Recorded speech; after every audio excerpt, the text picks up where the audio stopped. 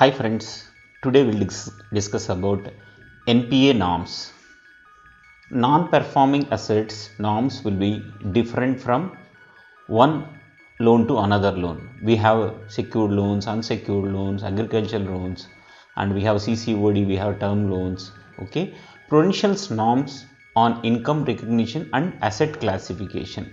Asset classification will be like whether the asset is in a standard or substandard or doubtful or loss. So these NPA norms will be different from one category to another category. So first we will discuss about term loans. Interest and or installment of principal remain overdue period of more than 90 days, then this will be called as NPA.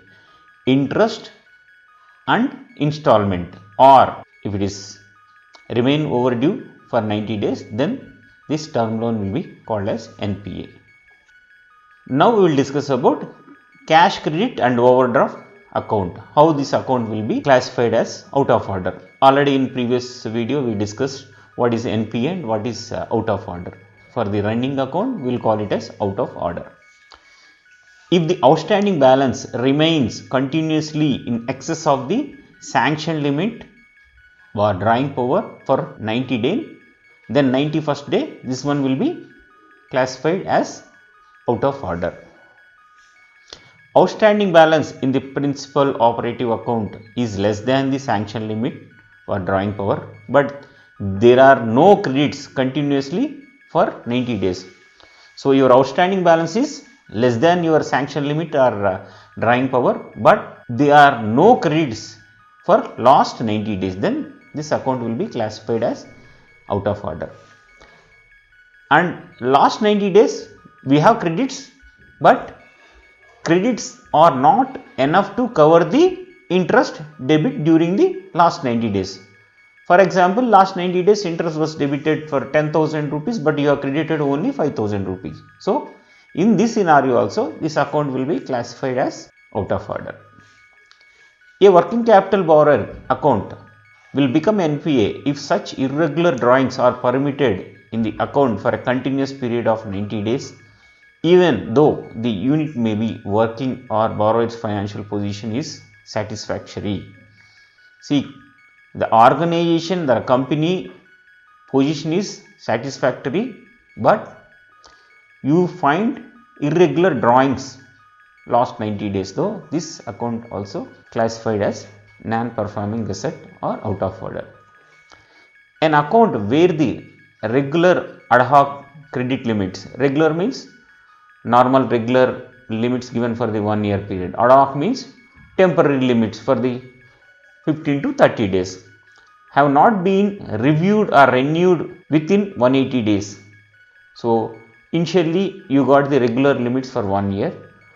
After the renewal date, after the maturity date, these limits were not renewed for 180 days, means 6 months.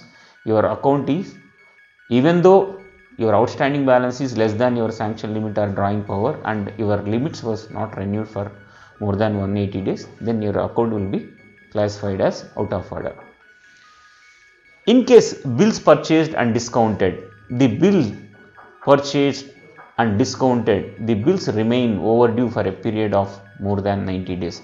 Today you have purchased bill or discounted a bill, but this has to be paid by the customer, but he has not paid for 90 days. On 91st day, account will be become as NPA. Short duration of crop loans. If you are given a crop loan, the installment of principal or interest thereon remains overdue for 2 crop seasons. So short term duration crop loans, you have taken a loan and it may be principal or interest overdue for 2 crop loans, means if you have taken a loan for first crop loan, so second, maybe within the third crop loan you have to repay, otherwise this account will be become as NPA. If it is a long term duration of crop loan, the installment or principal or interest thereon remains overdue for 1 crop season, then this account will become NPA. So these long duration, short duration crops time will be different from one product to another product. Liquid facility under securitization transaction. The amount of liquidity facility remains outstanding for more than 90 days, then this account will become a NPA.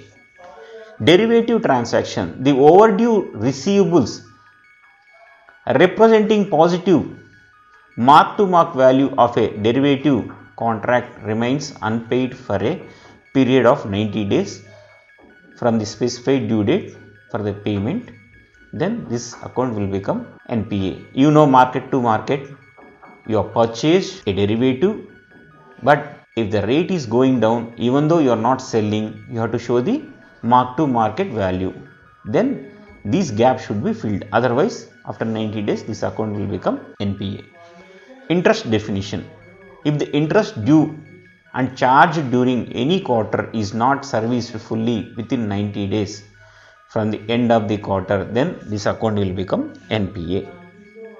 Overdue. If any amount due to the bank under any credit facility and the same is not paid on the due date, the date fixed by the bank, then this account will become a NPA. Exception to income recognition policy. So we are discussing about NPA policy. Is there any exceptions? Means there will be some irregularity, but you will not consider as NPA. Interest on advance against term deposit, national savings certificate, Indira Vikas Patra, Kisan Vikas Patras and life policies, insurance policies may be taken to income account on the due date, provided adequate margin available in the accounts. So if margin is available, for example, you have given loan for 90,000, the security value is 1 lakh rupees. So even though if it is not paid, because of that interest or because of that repayment due is adequate within the margin, then this account will not be called as NPA.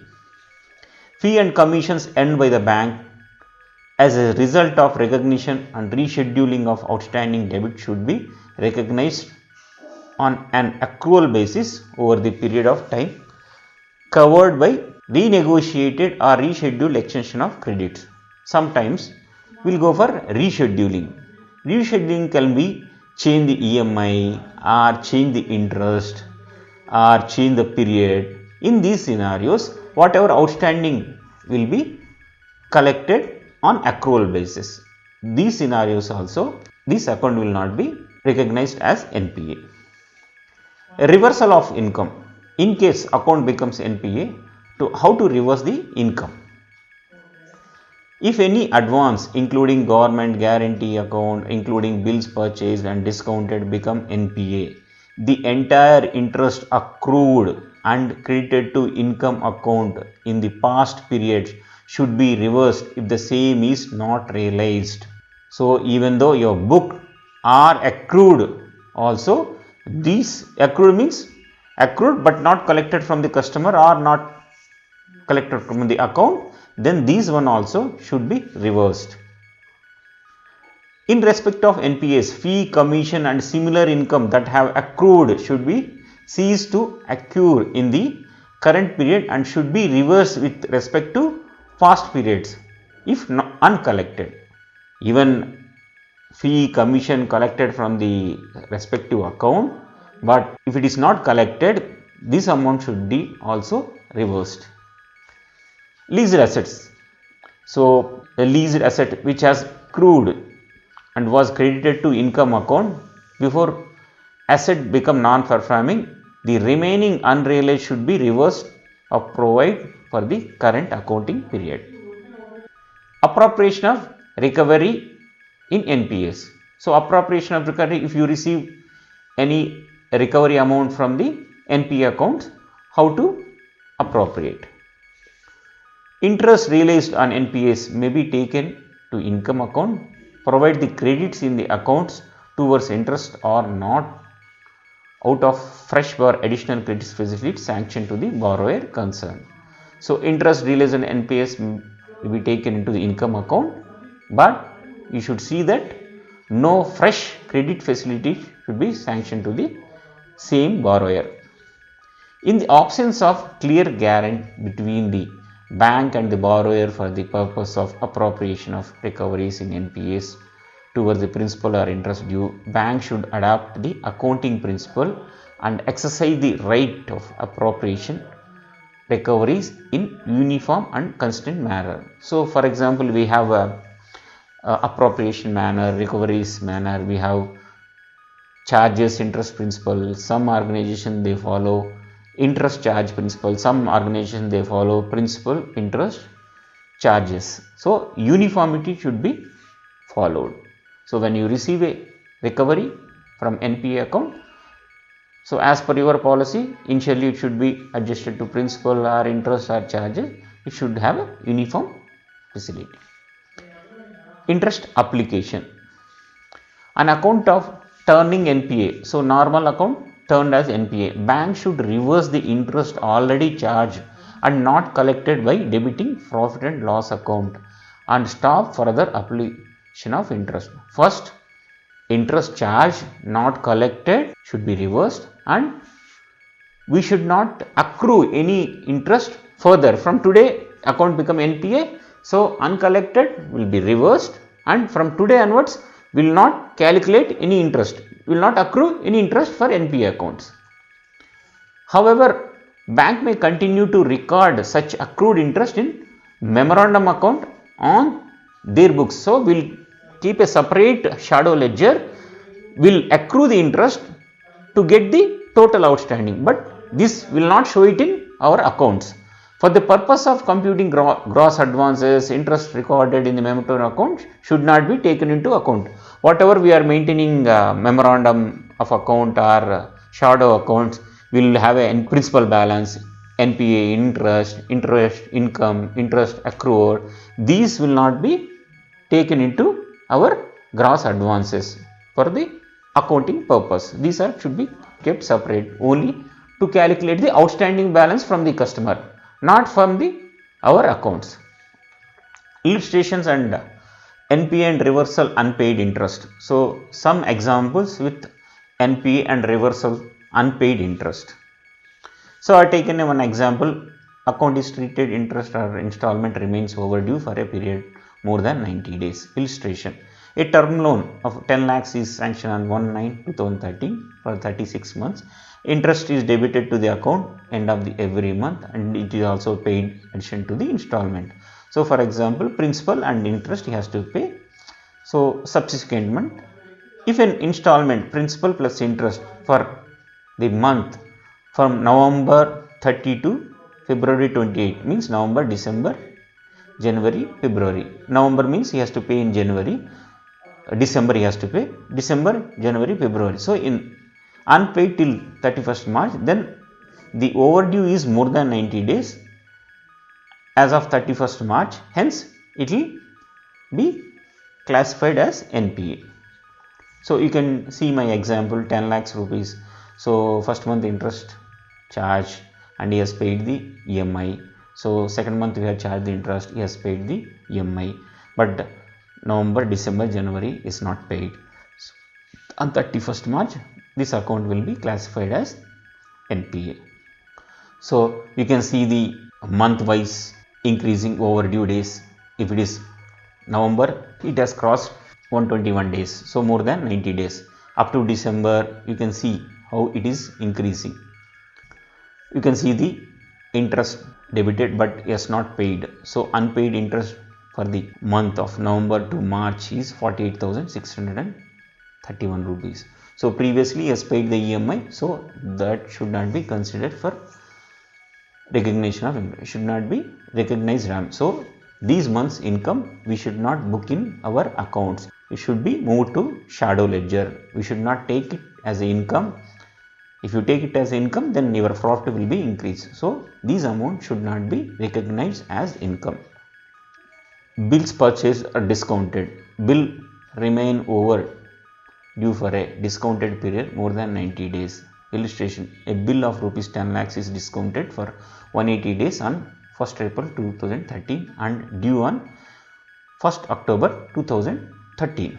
It becomes NPA on 1/1/2014 as the bill remains unpaid more than 90 days, because October, November, December, 3 months. So you are supposed to clear before 1st October, but you are not cleared. So October, November, December. On 1st January, automatically this bill will become NPA. So this account will become non-performing asset. Thank you friends. If you like my video, please subscribe and share with your friends also.